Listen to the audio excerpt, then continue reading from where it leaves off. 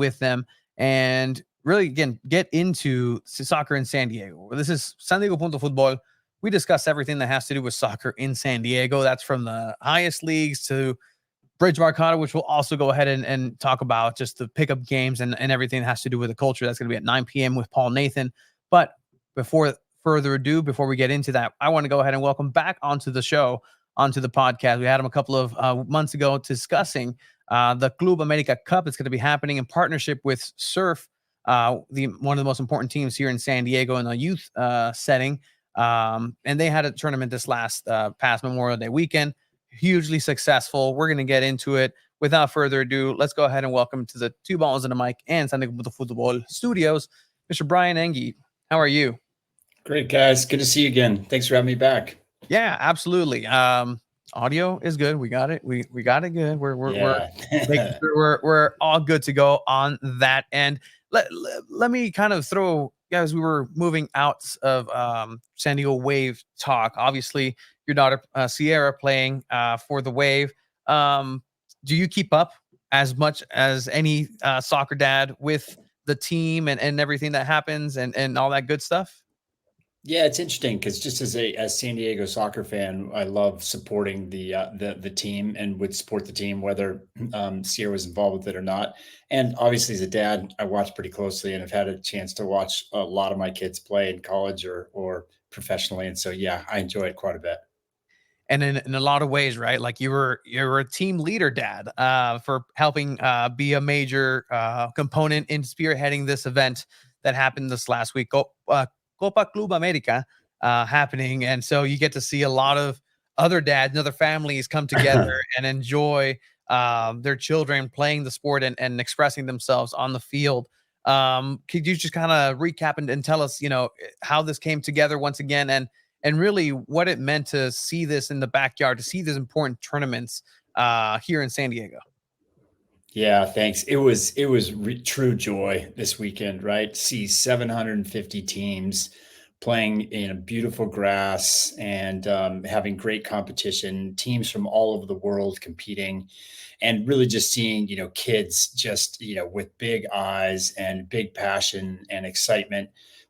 Parents completely devoted to supporting their kids, and to watch some of the quality of the teams. I mean, Palmeiras from Brazil was the absolute standout of the event, and to see them play and to see them raise the level of expectation for all the kids around, it was fantastic. As I think I told you guys before, this was just a dream, a year ago, and Club America was gracious enough to listen to our pitch and about what we could do with them in the U.S. And they walked away absolutely ecstatic from the event as well. Yeah, and it looks like it was a huge success. And what do you think is the most important component on a local sense to have these youth international tournaments? I know you had mentioned in a quote on the website that like this happens on the largest scale. How cool would it be to have the youth really be represented in this too? And you see the smiles here, but I will say that some of the biggest lessons are in these tournaments because you only get one winner, and you also have to face that adversity as not the champion. And so that's a huge component that goes into these big settings. What was that, just kind of putting it together for San Diego here locally? Yeah, the big takeaway, honestly, was just having all the local kids get the opportunity to see what the best young Brazilian professionals, the best young Costa Rican professionals, the best young Mexican professionals, what their level was at that age. And look, these are 14-year-old kids and 15-year-old kids and 13-year-old kids. And the ability for a young San Diegan to look at that and say, okay, that's the level, that's the touch that's required, that's the body positioning that's required, that's the composure that's required. That's really the big takeaway. And when you watched Palmeiras, play in the final, you couldn't get a seat around the field, and it was every youth team there watching these kids play. And I guarantee, they learned a lot. They learned a lot. They learned that we're still pretty far behind the rest of the world. They learned a lot about what their game needed to look like in order to get to the next level.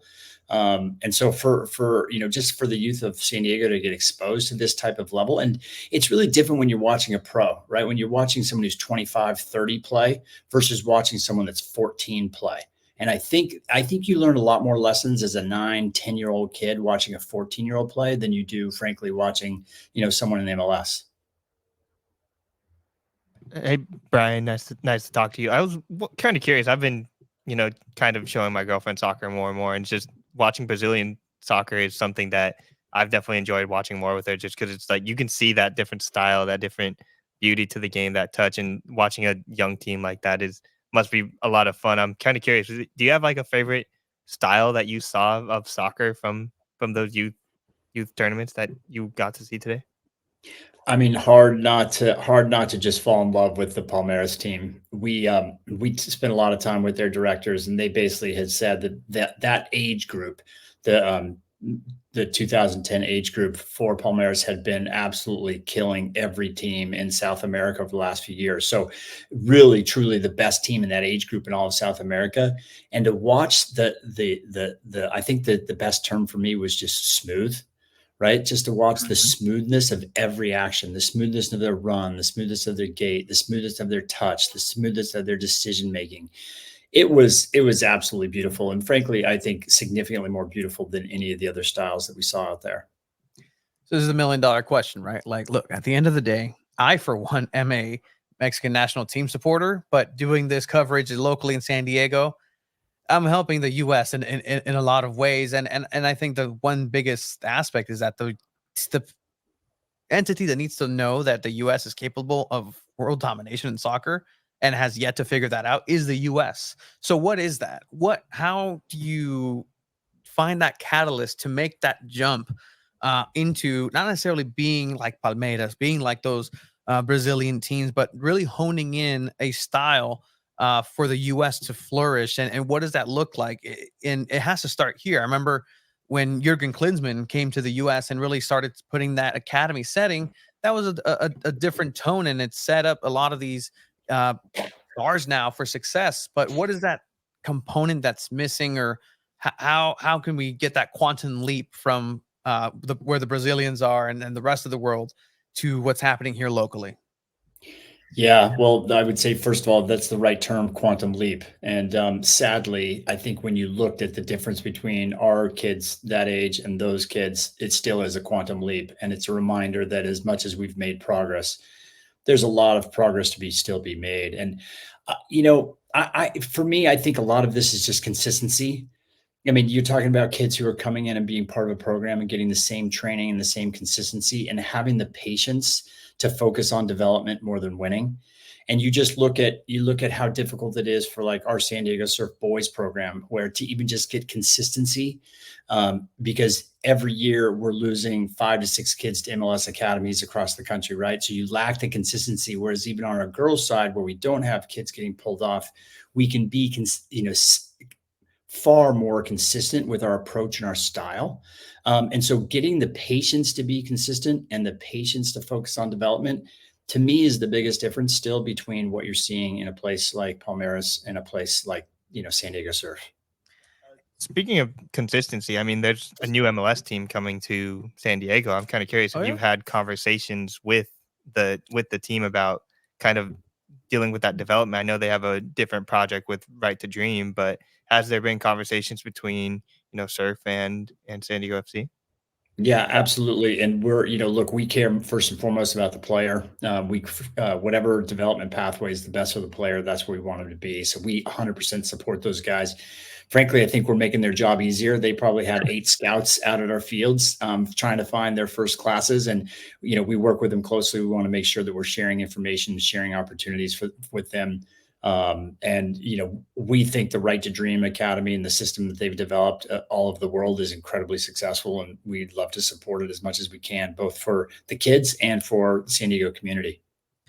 So what's next? Is this going to be an annual event with a Club Copa America, or is this going to be something that's going to, transcend into other teams, or maybe a bigger platform, or is going to be hosted somewhere else? Where are those discussions at right now? No, it's only going to get bigger and better, and it's staying right here in San Diego, guys. This was we signed a 5-year contract with Club America, and I can tell you that they walked away saying, "What else can we do?" I mean, Wow. the idea of coming to this country and seeing the market and just seeing how sort of Latin and Hispanic our community is, and how natural that convergence of talent and teams really are. I would say every team, including Palmeiras, every team from Mexico, Costa Rica, all said this was an unbelievable experience for our kids. How can we come back? And so I think what you'll see, the only thing they asked us is, can we do more age groups in the super group? Because we really limited it to one age group for the international super group this year. And so their ask was, can we do 2 or 3 next year? We had all the Mexican national team scouts at the event.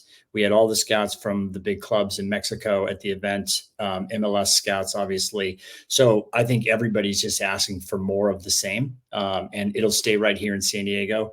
We can't make it much bigger. 750 teams is about all we can do. But what we can do is we can just keep increasing the quality across the board. And then I think the other big goal is to really drive the super groups on the women's side. And so we had Copa America, we had Cholos coming across to compete this year. We really need to drive that piece to make sure that we're doing the same thing on the women's side as the men's side. Absolutely, and I think there's nowhere better to do that here than in San Diego, where I think that the game ultimately has been recognized and it's been respected, regardless of what side of the ball. If it's the women's game, the men's game, at the end of the game, at the end of the day, it's the game, and I think that's what's really coming through from San Diego. And I mean, you've been knowing it. You're one of those people that has been knowing that San Diego is a hub and has always been just this hotbed of talent. Is this something that, in conversations that you're having with outsiders and just kind of, behind those closed doors of like, hey, thank you, like we've been here, we've been telling you guys in San Diego, like, is that kind of rewarding, or what's Yeah. that kind of like? Yeah, all that stuff is fun. I think honestly the best piece of that was, Club America basically coming to us saying, "We've seen so much talent here. How do we get access to this talent and no one else?" Right? Because they want to use it as their advantage. And that's an unbelievable compliment to the kids here in San Diego and to the coaches and the whole development system here in San Diego, that they're realizing there's a ton of great talent here. The Mexican national team is constantly in contact with us because they know how much talent there is. They're asking for more identification events. We had a Mexican American identification event right before the tournament, where we invited the Mexican national team coaches and any of the Mexican professional academies. And I think there were 10 academies that attended. So everybody's seeing that there's tons of talent here. Everybody's seeing this is a hot market, and that's just great for San Diego and huge opportunities for the kids here. Doing great stuff for the community, not just in soccer, but in general, Brian. I know you're involved with the YMCA. I think technically you're my boss's down here in South Bay. Hi, how's it going? But no, just in general, it's just a wonderful pleasure to have somebody really fighting here in the community for soccer in and out of the pitch. And what do you wish the soccer community did a little bit more in San Diego, or really kind of was able to showcase of itself? Because I think that's one thing where, much like the US, that they don't realize that they can be this powerhouse. San Diego's always kind of had this Hamlet mentality, this little small town. But no, you're a big city, have big talent, and have big dreams. But for a San Diego soccer community, what are we missing in really recognizing in ourselves? Yeah, it's for me, that's real simple. It's cooperation over competition. Right. And we think that's true across the United States. We think that's true in San Diego. I mean, here's this game that we love. We all love this game. And what we end up doing is we end up fighting too much over the game and fragmenting players and quality and fans and everything else, where it's like, look, what you really want to do is just to get together and say, celebrate this game together. And because there is so much power here with the MLS team, with the Wave, and with the youth, all the youth talent and the great clubs that are here, that more cooperation is really the key for me, because it would just bring more power to what we do. Well, I mean, it's fantastic, and I think that's there's enough of the piece of the pie for everybody, and I think this region has a lot more to give. And on my end, I just hope that it gets respected again. The game, the people who are putting in the time, day in, day out, those athletes, the young athletes who are, on a pathway, and it's a choice, and it's sometimes it's one kid out of the three that likes soccer, but the whole family is the one that gets dragged into cutting the orange slices for those games. But I'm pretty sure you're way past the orange cutting for Sierra. No, but she did great, by the way. I need to see more Sierra. Is that something that you as a dad, you gotta have to wean off? I, And I can't go there. I can't go there. Look, I love, watching my kids play is pure joy. The more I get of it, the better, but I'll leave it at that. love it. Brian, is there anything else that we can go ahead and know, or just to look out in the horizon in order to get you back again? I love this conversation that we have. Yeah, the Big Daddies Surf Cup's coming up in July. It's the we'll have 500 college coaches there. It's an awesome opportunity for kids in San Diego to showcase themselves for the next level, if college is their goal. So happy to talk about that at any time. Yeah, absolutely. And again, this is all the information can be found at surfsports.com. Is that Surfsports.com, yes. I see? Yes. Surfsports.com. You can check everything out. Manchester City Cup, also part of another big tournament here. Just a big collaboration soccer wise. And it's really, surf's been around forever. Like, I used to play with Aztecs, man. And, we'd see those cool uniforms. I'm like, man, I wish I had all the nice, awesome stuff, but they also played really well. I remember the hoodie was a big deal back The when I hoodie was was a growing big up. deal. Everyone wanted the hoodie from the Surf Cup, the big tournament. So There's a lot of Surf Cup hoodies out in the world. yeah, definitely. There's no doubt about it. Yeah, Surf did a fairly good job. We out of the 12 age groups on the boys side, we won 5 of them. So the club's doing very well. Absolutely. So that's your San Diego future stars that are coming out of the region. So support surf, support soccer in San Diego. Brian, I really appreciate your time and everything you do in the community. Welcome you back, and we'll talk some Surf Cup when it comes down to it. Thanks for doing good things in San Diego, guys. Appreciate it. Have a good night. Be good. Thank you. Thank you. Brian Enge. Look, Cool. my ear. Cooperation. That's a good theme to have. Just That was tonight. good. I like that. Yeah. Because again, there has to be a lot more in that space with Right to Dream coming in and asking for their share. And it seems like it's a positive, right? It seems like they're collaborating, SDFC, Right to Dream, Surf. It's a really good point. That did do a huge favor, just like rounding up all the local talent already, at least in the North County area for the majority.